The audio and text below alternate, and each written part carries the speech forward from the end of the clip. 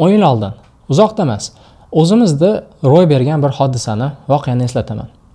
2016-yil O'zbekiston Respublikasining birinchi prezidenti Islom Karimov vafot etdilar.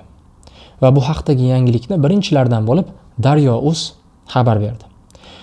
Va xabarni millionlab insonlar o'qidi. Birinchi kunning o'zida milliondan ortiq o'qishli bo'ldi. Va 2 kunlik, oddiygina 2 kunlik server xarajatlari Daryo.uz uchun 1000 AQSh dollariga tushdi. Va 2016-yil bu kichkina summa emasdi. Daryo.uz topgan pulidan ko'ra ko'proq xarajat qildi. Daryo.uz'dagi muammo faqat Daryo.uz'da emas. Bugungi kunda million foydalanuvchiga ega bo'lgan dasturlar har kuni ko'payyapti. Bunaqa yangi dasturlar chiqyapti va ular bu imkoniyatdan ko'proq zarar ko'rishyapti. Million foydalanuvchiga ega bo'lgan dasturlar, ular foyda ko'rish o'rniga hamma topgan tutganini o'sha AWS, Amazon Web Servicesga yoki boshqa bir cloud kompaniyalarga qo'shqo'llab tutqazyapti. Bularning hammasiga sabab tizimini noto'g'ri qurganligida, tizimni kengayuvchan, ko'p foydalanuvchilarga xizmat ko'rsata oladigan darajada qurmaganligida. Misol ko'raylik. Misol uchun hozir sizda loyiha bor va ushbu loyihangiz 100 ta foydalanuvchiga ega yoki 1000 ta deylik, 1000 ta foydalanuvchiga ega. Va bu 1000 ta foydalanuvchi uchun siz $100 xarajat qilyapsiz oyiga. Serverlar uchun, virtual mashina uchun, ma'lumotlar ombori uchun $100 jami bo'lib xarajat qilyapsiz 1000 ta foydalanuvchini doim xizmat ko'rsatib turish uchun. Va faraz qilaylik, endi bu birdaniga 1 million foydalanuvchiga yetib keldi. Xuddi qaysidir aytaylik imkoniyat bo'ldiki, siz mashhur bo'lib ketdingiz, loyihangiz mashhur bo'lib ketdi va 1 million foydalanuvchiga endi xizmat ko'rsatishingiz kerak. Shu holatda agar dasturingizni o'zgartirmagan bo'lsangiz, dasturingizni ko'p insonlarga xizmat ko'rsata oladigan qilib qurmagan bo'lsangiz, uni linear holatda chizadigan bo'lsak, bu bizga 100,000 AQSh dollariga tushadi. Buncha pulni qayerdan topasiz? Agar 1 million foydalanuvchiga xizmat ko'rsata olish sizda 100,000 dollardan ko'proq pul keltirmasa, siz foyda o'rniga zararda bo'lasiz. Ammo bugun sizni qutqaraman. Bugun siz qarzda emas, balki foydada bo'lishingiz mumkin server taraflama. Tizim dizayni aynan shuni san'ati. Millionlab, balki milliardlab insonlarga xizmat ko'rsata olish imkoniyatidir. Amazon haqida gap ochdim, AWS, Amazon Web Services haqida. Bu kompaniyada ichkaridan ishlaganman, ya'ni Amazondagi Alexa kompaniyasida ishlaganman, Amazon Alexa'da. Bir kunda insonlar bilan Alexa o'rtasida 500 million suhbat bo'lardi. 500 million. Aqlga sig'dirish qiyin bu sonni. 2 kunda 1 milliard degani. Va men jamoam analitika jamoasi edi. Aynan shu 500 million suhbatdagi bo'layotgan voqealar haqida analitik servislar qurardik. Milliardlab bo'lgan ma'lumotlar ustida tahlil uyushtirardik. Va 5000 dan ortiq dasturchilarga eng muhim bo'lgan ma'lumotlarni chiroyli qilib yetkazib berardik dashbordlarda. Tashqaridan juda ham sahiy ko'ringan Amazon, ya'ni dasturchilarga mana senga $50,000 kredit, mana senga $100,000 cloud kredit deb AWS beradigan kompaniya tashqarida sahiy ko'rinsada, ichkarida juda ham ziqna. Aynan ichkarida ishlagan inson sifatida ayta olaman buni. Amazonning birinchi, demak, prinsiplaridan bittasi bu ziqnalik. Xarajatlarni iloji boricha kamaytirish kerak va dasturchilarni ham aynan shunga o'rgatadi. AWS'da o'rganganlarim, AWS'ni foydalanib o'rgangan narsalarimni eng asosiysi bu ziqnalik bo'lgan. Servisni narxini iloji boricha arzonroqqa, eng samarali holatga olib kelmagungacha sizni qo'ymaydi Amazonda. AWS'da aynan shu narsa birinchi o'rinda turadi. Lekin afsuski AWS'dan foydalanadigan kompaniya buni tushunmaydi. AWS'dan foydalanadigan kompaniyalar esa bunga tayyor ham emas. Amazonda Alexa'da ishlagan vaqtimda albatta har bir xarajat, har bitta tiyinigacha, demak, sentigacha tekshirilardi, o'rganilardi va budjetdan oshmaslikka demak qattiq harakat qilinardi. Amazondan oldin Meta kompaniyasida ishladim. 2 milliard foydalanuvchiga ega bo'lgan Facebook Messengerni kodini o'qishga va unga o'zgartirish kirishga muvaffaq bo'ldim. Va 2 milliard foydalanuvchi ishlatadigan dasturni ham ortida minglab dasturchilar ishlaydi. Faqat dastur emas, balkim dastur ortidagi dasturchilar ham tizimlarni to'g'ri qurganligi va ularni kengayuvchan qilganligini ahamiyati nihoyatda kattaligini o'shanda tushundim. Ya'ni hamma joyda tasavvur qiling, dasturingiz 2 milliard insonga xizmat ko'rsatadigan dastur oddiy dastur bo'lmaydi. Bu dastur minglab, millionlab, milliardlab insonlarni talabidan kelib chiqqan. Bu talablar shunchalik ko'pki, Facebook Messengerda millionlab qator kod bor. Ularni qanaqa qilib to'g'ri organize qilamiz, qanday tashkillashtiramiz, to'g'ri bo'laklarga bo'lamiz. Uni o'z ko'zim bilan ko'rganimdan keyin, tizimni, arxitekturasini ko'rganimdan keyin haqiqiy san'at asari ekanligini o'shanda tushunganman. Demak, dastur qurish bu faqat kod yozish degani emas. Dastur qurish bu haqiqiy san'at asari darajasiga chiqishi mumkin ekan. Keyinroq Google ga ishga kirdim. Google'da Kubernetes dunyodagi eng ko'p dasturlar ishlaydigan muhit, environmentni ustida turib ishlashga muvaffaq bo'ldim va aynan quruvchisi bo'ldim o'sha muhitni.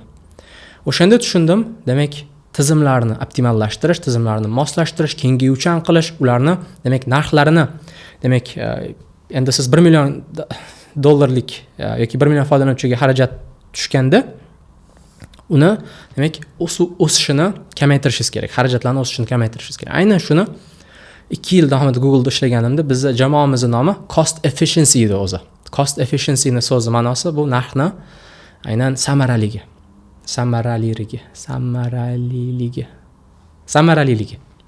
Narx samaraliligi. Va bizning majburiyatimiz ham, ishdagi vazifamiz ham aynan shu edi, narxni tushirish. Daryo Uz bilan bo'lgan muammoni eslaymiz. Bizda 1 million foydalanuvchi keldi, maqolamizni o'qidi va bizga bu katta xarajatga tushdi. Muammoni eslab olamiz. Muammo buni balkim ko'rgandirsiz eski Daryo sahifalarida bu bitta ko'z turadi va ko'z yonida necha marta o'qiganlik ko'rinadigan son. Bitta shu sonni demak to'g'ri sanashni o'zi yaxshigina qimmatga tushdi. Nega? Chunki har safar kimdir sahifaga kirganda bu son o'zgarishi kerak. Bittaga oshishi kerak. Har bir o'qishda bittaga oshadi. Va bu kutilgan holat, ya'ni har qanaqa dasturchi ham shunaqa yechim bergan bo'lardi.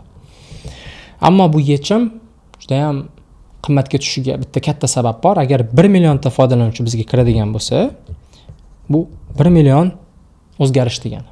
Va bu o'zgarishlar qayerda yoziladi degan savolni beraylik. Bizni demak foydalanuvchilarimiz bor. Foydalanuvchilarimiz bizni dasturga murojaat qiladi. Masalan, Daryo Uzga. Va bu dastur ortida serverlar ishlab turibdi. Demak, serverlar va serverlarimiz ma'lumotlar omboriga murojaat qiladi. Bizning ma'lumotlar omborimiz bor. Demak, va ushbu ma'lumotlar omborimizga har biri yozishni boshlaydi. Birini qo'shadi, bitta kelib qolgan maqolani necha marta ko'rilganligini million marta o'zgartiradi. Million marta o'zgarish. Har bir o'zgarish demak bitta bizga so'rovga tushadi. Bitta update yoki insert so'rovga tushadi. Va bunaqa millionlab so'rovlar ma'lumotlar ombori ko'tarish uchun biz ma'lumotlar omborimizni ham, serverlarimizni ham narxini, ya'ni sonini oshirishimiz kerak. Million ko'rishlar million marta ma'lumotlar omboriga bu ko'rishlar sonini o'zgartirishiga sabab bo'ladi. Va bu to'g'ri. Million ko'rilish, demak, ma'lumotlar omborida million o'zgarishga sabab bo'lishi tabiiy holat. Ammo bu shartmi degan savol bor. Ya'ni biz million marta ma'lumotlar omboriga murojaat qilishimiz shartmi? Agar biz u sonni doim aniq va doim to'g'ri bo'lishini istasak, shart. Ammo doim to'g'ri va bu son har doim o'z vaqtida to'g'ri sonni qaytarish aslida muhim emas. 5 soniyadan keyin yoki 10 soniyadan keyin son o'zgaradigan bo'lsa ham buna ahamiyati yo'q. Va shuning uchun Daryo Uz qilishi mumkin bo'lgan narsa bu millionta kelayotgan so'rovni, masalan 1 million so'rovni birdaniga ma'lumotlar omboriga yozishni o'rniga kechiktirib yozish mumkin edi. Buni tizim dizaynida eventual consistency deydi, ya'ni kechiktirib yozish. Misol uchun o'sha maqolani necha marta ko'rilganligini qanchadir vaqt oralig'ida sanaydi serverimiz o'zi. Aytaylik, bu yerda 500 marta o'qildi, bu yerda 560 marta o'qildi. Har bir server o'sha 10 soniyaning ichida necha marta o'qilganligini o'zida saqlaydi. Va atiga bitta so'rov bilan ma'lumotlar omboriga yozadi. Bitta so'rov bilan. Bu degani, agar har 10 sekundda yangilaydigan bo'lsa, har 10 sekundda bu 1 million so'rovimiz 8640 so'rovga tushadi degani. Har 10 sekundda yangilaydigan bo'lsa 8600 ta so'rovga tushdi va 8600 ta so'rovni kun mobaynida yuborish serverimizga kichkinagina yuklanish. Demak, ma'lumotlar omboriga 1 million marta yozadigan bo'lsangiz, bu ma'lumotlar omborini eslab o'tamiz, qayerga yozardi? Diskka yozadi. Diskka yozish sekin, diskdan o'qish ham sekin. Va shuning uchun biz odatda keshlardan foydalanishimiz mumkin. Lokal yoki distributed keshlar bor. Distributed keshlarni yozib olishimiz mumkin. U yerdan o'qishimiz mumkin. O'qishni ham, yozishni ham kesh orqali tezlashtirsak bo'ladi. Bu biz o'rganishimiz mumkin bo'lgan yuzlab texnikalardan atigi bittasi. Eventual consistency ham o'z aslida tizim dizayni o'rganadigan yechimlardan bittasi. Bunaqa yechimlardan yuzlab yoki minglab topsangiz bo'ladi. Va dasturchilar o'rganayotganda bitta muammo bor. Albatta bu texnikalarni tizimli o'rganmaydi. Birinchi marta tizim dizayniga demak duch kelganim Bloomberg kompaniyasi bilan bo'lgan. 2020-yili Bloomberg bilan intervyu bo'lib o'tgan va intervyuda hamma bosqichdan o'tib kelayotgan paytimda oxirgi bosqich system dizaynida yiqilganman.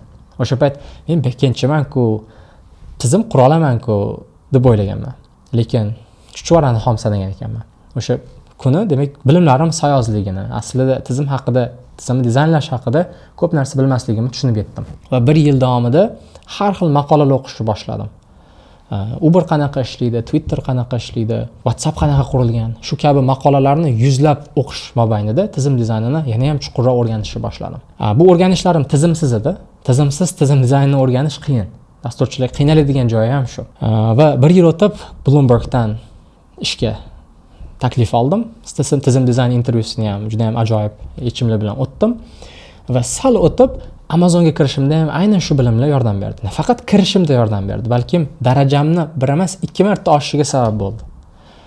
L4 taklif qilib chiqqanda Amazon, keyin esa L5 ga va tizim dizayn intervyusidan keyin L6 darajasiga taklif qildi. Tizim dizayni demak bu junior dasturchi bilan senior dasturchi o'rtasidagi eng katta farq ham shu tizim dizayni hisoblanadi. Bugun bizda tizim dizaynini tizimli o'rganish uchun yechim bor.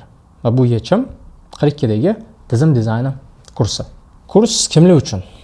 Kurs albatta backendchilar uchun, backend dasturlash o'rganayotganlar, ishlayotganlar uchun va DevOps sohasida ishlayotganlar uchun ham foydadan xoli emas. Va arxitektor bo'lish niyatida yurganlar, tizim arxitekturasini o'rganmoqchi bo'lganlarga ham foydali bo'ladi. Va suhbat jarayoniga tayyorlanmoqchi bo'lganlar va o'rganganlarini real loyihalarda qo'llash niyatida yurganlar uchun kursimiz xohlasa foydali bo'ladi. Nimalar o'rganamiz? Kursimiz 6 ta bo'limdan iborat. Tizim dizaynining o'zi eng muhim 6 ta ustuni bor, 5 ta ustuni bor. Shu 5 ta ustunni 6 ta bo'limda o'rgandik. 6-bo'lim amaliy bo'lim. 80 dan ortiq darslar, har biri taxminan 10 daqiqa atrofida, ba'zi 10 daqiqadan ko'proq, kamroq va jami bo'lib 10 soatdan oshiq yozib olingan darslar bo'ladi. Va darslarning ro'yxatiga qaraydigan bo'lsak, demak, birinchi o'rganadigan narsamiz bu tizimlar ostida ishlab turgan kompyuterlar. Kompyuterlarni demak hardware, temir tersagi va ustida qurilgan operatsion tizim, dastur bilan aloqasi va dasturlash tillari haqidagi mulohazalar va dasturchining mas'uliyatlari chuqur yoritilgan va internet tarmog'i, uni protokollari va bilasiz tizim dizaynini tasavvur ham qila olmaymiz. Keyin esa kengayish usullari, tizimni kengaytirishga kelganimizda vertikal, gorizontal kengayish, uni qiyinchiliklari, state ya'ni holatni ustidagi muammolar va yechimlari va keyin esa CDNlar haqidagi mavzuni o'rganamiz. Ma'lumotlar ombori keyingi eng muhim mavzuyimiz. Bu ma'lumotlar omborini tanlash, qaysi ma'lumotlar ombori qanaqa prinsipda ishlaydi. Ikkita asosiy prinsiplar, birinchisi acid va base prinsiplarini o'rganamiz. Qidiruv tezlashtirish uchun ishlatadigan bizni indekslarimiz ostida qanaqa ishlayotganini, ma'lumot tuzilmasini o'rganamiz va ma'lumotlar omborining eng qiziq, eng shirin joyi, ya'ni nusxalash hamda bo'laklash, ya'ni replication va sharding mavzulariga kirishamiz. Keyingi muhim mavzuyimiz bu siz tizim dizaynini tasavvur ham qila olmaymiz. Keshlash, keshga yozish strategiyalari, o'qish strategiyalari va keshdagi ma'lumotlarni eskirtirish strategiyalari, ya'ni e-tag, jitter orqali eskirtirish va albatta TTL, ya'ni time to live kabi demak yoriqlar qo'shishni o'rganamiz. Hodisalar, ya'ni event driven design haqida sho'ng'iymiz. Ya'ni hodisa nima, uni foydasi, tizimda funksiyalar bir-birini chaqirgandan ko'ra, demak reaktiv tizimlar qurishni o'rganamiz. xabarlar yuborish tizimi, ya'ni messaging queue'ni ham farqlarini o'rganamiz. Obuna bo'lish, ya'ni subscription modellarini, ya'ni PubSub hamda fanoutlarni o'rganamiz. Ularning farqi va qaysi bir tizimga to'g'ri kelishini farqlashni ham o'rganamiz. Keyin esa suhbatga tayyorgarlik ko'rishni boshlaymiz. Demak, o'rganganlarimizni barchasini jamlab amaliyotda qo'llaymiz. Twitter qanaqa qurilgan, Uber qanaqa qurilgan, WhatsApp qanaqa ishlaydi, 1 million connectionni bitta kompyuter bilan qanaqa manage qilgan, uni ham sho'ng'iymiz asoslariga. Materiallar, o'zim shu kungacha yiqqan materiallari bo'lishaman. Intervyuga tayyorlanayotgan vaqtimda hozirgacha o'qigan eng yaxshi maqolalarimni ro'yxatini bo'lishaman. Yuzlab maqolalar va meni shaxsiy tavsiyalarimni olasiz. Va tizimlarni qurishda o'z fikringizga, o'z tajribangizga ega bo'lasiz. Demak, nima taklif beryapmiz? Yuqoridagi darslik bu sizga umrbod qoladi. Bir marta sotib olsangiz, bu umrbod sizni darsligingiz bo'ladi. Umrbod deganda bu 42 ning umri haqida gap ketyapti. 42 yashaguncha siz bemalol bu kontentdan foydalana olasiz va ilk bor kurslarimizga bu taklifni beryapmiz. Kursdagi demak manfaatni oshirish uchun, foydali bo'lish uchun demak o'quvchilarimizga jonli dars tashkil qilyapmiz. Yanvar va fevral oylarida jami 4 ta jonli dars bo'lib o'tadi. Har biri kamida 2,5 soatlik darslar, ya'ni yana bitta 10 soatlik jonli o'rganish imkoniyati degani. Va bu jonli darslarda savollaringiz bo'lsa, qiyinchiliklaringiz bo'lsa, kelib shaxsan o'zimdan so'rashingiz mumkin. Birgalikda o'rganamiz, birgalikda sho'ng'iymiz. Har bitta bo'limga tushunmagan savollaringizga javob berib o'taman. Va yopiq guruhimiz bor. Kursga qo'shilganingizdan keyin yopiq guruhga qo'shilishingiz mumkin va ular atrofida community shakllantiramiz. Keyinchalik ham nima savollaringiz bo'lsa, nima qiyinchiliklaringiz bo'lsa, bu demak guruhdan so'rash imkoniyatiga ega bo'lasiz. Va u yerda sizga o'zingizga o'xshagan aqlli dasturchilar jamiyati tashkillashtiramiz. Demak, yana bitta bonus bor. Bu shuncha narsa beryapmiz, uni ustiga qo'shib yana sizni xursand qilaylik dedik. Bu chipta. Chiptalar soni cheklangan, 100 ta chipta beramiz. System 42 konferensiyasiga. Mart oyida bo'lib o'tadigan bu konferensiya tizimlar dizayni bo'yicha O'zbekistondagi ilk konferensiya bo'lyapti. Katta kompaniyalarda ishlaydigan insonlarni taklif qilamiz. Ular o'zlarining hayotida qurgan, o'rgangan tizimlarni arxitekturalar bilan bo'lishadi. Tajribalar bilan bo'lishadi. Hamma kelib demak, ish qidirish imkoniyati, tanishuv imkoniyati, networking bo'lib o'tadi. Demak, birinchi bitirgan 100 ta talabamizga tizim dizayni uchun konferensiya bo'lib o'tadigan System 42 ga chiptalar taklif qilamiz. Va aytib o'tishim kerak, bu kursimiz birinchi marta o'tilish emas. Shaxsan o'zim bu kursni 2025-yil sentyabr oyida offline tarzda o'tdim.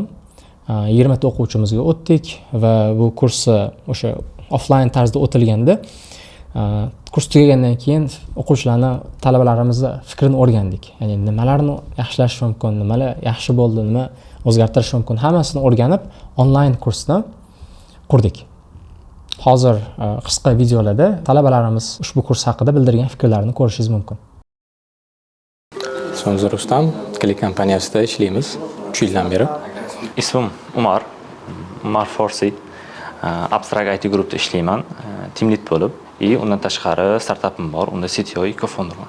Ismim Abdulaziz, Dubaydan 31S kompaniyasida middle software engineer bo'lib ishlayman. Men ismim Said Kamol, ijtimoiy himoya milliy agentligida dasturchi, backend dasturchi bo'lib ishlayman. Ismim Said Burxon, ishonch do'konlar tarmog'ida 4 yildan beri backend yo'nalishida team lead sifatida ishlab kelaman. 2 yillik professional tarzda dasturchi bo'lganman, undan buyog'ida 2 yillik team lead sifatida ishlab kelaman. Ismim Azizbek, Asaka Bank kompaniyasida 5 yildan beri backend dasturchi bo'lib ishlab kelmoqdaman. Ishxonada shunaqa holat bo'lgan edi, foydalanuvchilarimiz birdaniga ko'payib ketib qoladi. Pik deymiz bu narsani. O'sha vaqtda resurs yetmagan edi. Keyin qo'shimcha resurs so'ragandik, resurs qo'shib berishgan. Hozir o'sha narsani hisoblab ko'radigan bo'lsak, bizga o'zimizning bor resursimizdan aslida yetar ekan. Faqat undan unumli foydalanishni bilmas edik biz. O'sha narsani sinab ko'rdik. O'sha wow effektimiz shunda bo'ldi. Qilsa bo'lar ekan-u, eplasa bo'lar ekan-u degan narsa bo'ldi-da. Kursga qo'shilgandan keyin menda savol bor edi. Million yoki 10 millionlik yuzeri bor. Appni qanaqa quraman? Chunki bunaqa narsa buni qilmaganman. Biz har bir layer o'tganimizdan keyin o'sha narsani qanaqadir vizualizatsiya qila oldim. Ya'ni hozir menda 1 million yoki 2 millionlik yuzerni qura olaman degan ideya bor. qanaqa qilish bilaman. Prям general olib qaraganda. Ishlab kelgan kompaniyalarimda ba'zida cloudga ko'p keraksiz pullar ketayotganini guvohi bo'lganim, bu yoqqa kelib turib, aynan o'rgangan yechimlarimiz orqali yoki ko'rgan yechimlarimiz orqali o'sha cloudni narxlarini qanchalik o'sha cloudga to'lanadigan pullarni tushirsa bo'lishini, iloji boricha low price bilan ko'proq requestlarni serve qila olish imkoniyatini o'rgandim. Buni implementatsiya qilishni ham boshlaganman. Men bu kursga aniq maqsad, aniq g'oya bilan kelganman. Backend dasturchi sifatida katta masshtabdagi tizimlarni qanaqa qurish degan savollarimga javob olish uchun kelganman. Bu yoqqa kelganimdan birinchi kundan boshlab menda уже miyamdagi bulutlar tarqalishni boshladi. Juda ko'p mavhum bo'lib turgan narsalarga men o'zim javob topdim shu kursda. Keshlash bilan va hisobotlar olishda muammolar bo'lgan. Bunga aniq javoblar oldim Azimjondan o'sha kurs davomida. To'g'ri keshlash kerak, qachon keshlash kerak, qachon qilish to'g'ri-yu, qachon qilish noto'g'ri degan savollarga to'lig'icha javob oldim va buni hozirda amaliyotda qo'llash allaqachon boshlangan va bu o'z foydasini bermoqda.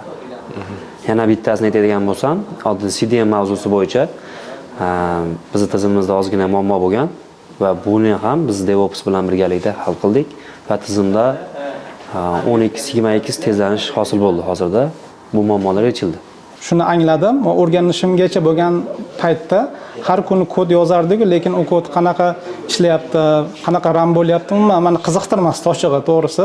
Kodga e'tibor berardik-da, orqada bo'layotgan jarayonlar uncha o'ylantirmagan meni. Bu kurs menga shuni anglatdiki, o'sha backgroundda, ya'ni system levelda, operatsion sistem levelda nima hodisa bo'ladi, nimalar jarayonlar yuz beradi, o'shadan angladim. Hozir o'zim aktiv 3 ta proyekt ishlayapman. Bittasida problem bor edi. Har bitta user kirganida men 50 mingta obyekt create qilishim kerak. Shunaqa solutionga keldim. Uni jitter degan narsani bildik. 30 soniyani ichida nima qilish, ya'niki bo'lib create qilish. Misol uchun men shu narsaga solution topdim. Yoki TCP levelda ishlash. MongoDB ni databazani ikkita qilish. Ya'niki juda ko'p nimalar bo'ldi, juda ko'p caselar bo'ldiki, men hozir problema bor edi, optimizatsiya qildim, u narsa performans berdi mana loyihalarimda. Protsessorlar qanaqa ishlashi, xotiralar qanaqa ishlashi degan mavzularda, oddiy ko'ringan mavzularda menga mavhum bo'lib turgan, abstrakt bo'lib turgan tushunchalar ochilishi bilan menda уже nima deydi, dunyoqarash dasturchi sifatida ancha kengayib ketdi deb o'ylayman.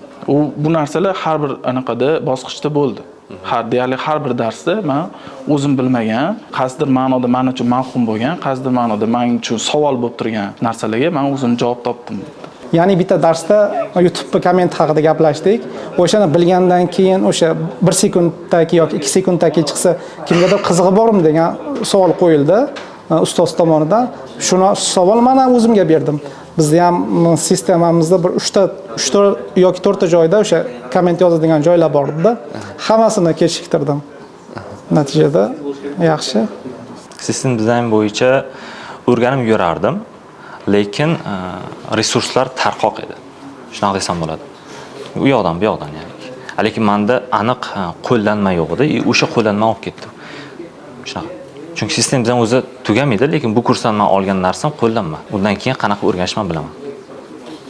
O'zim ishlayotgan jarayonda ish jarayonlarini ko'rib chiqdim. Qancha narsani tuzatsa bo'lishini ko'zim bilan ko'rdim.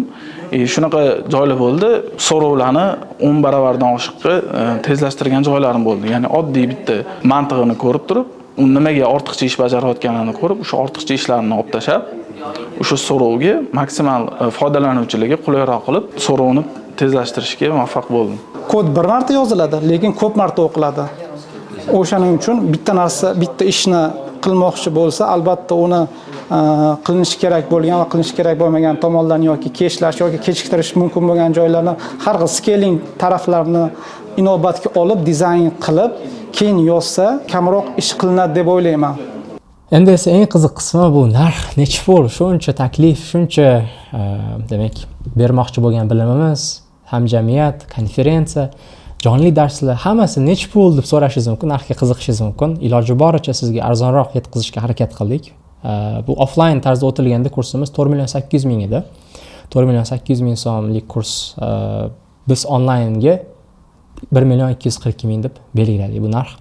Demak, biz taklif qilishimiz mumkin bo'lgan eng arzon narx hisoblanadi. Va albatta kursga bo'lgan havolani izohda topishingiz mumkin quyida va qanaqadir savollaringiz bo'lsa yoki xorijdan to'lov qilmoqchi bo'lsangiz, unda Yordam 42 Telegram akkauntiga murojaat qilishingiz mumkin. Sizni jonli darslarimizda va konferensiyalarimizda kutib qolaman. Darslarimizda ko'rishguncha salomat bo'ling.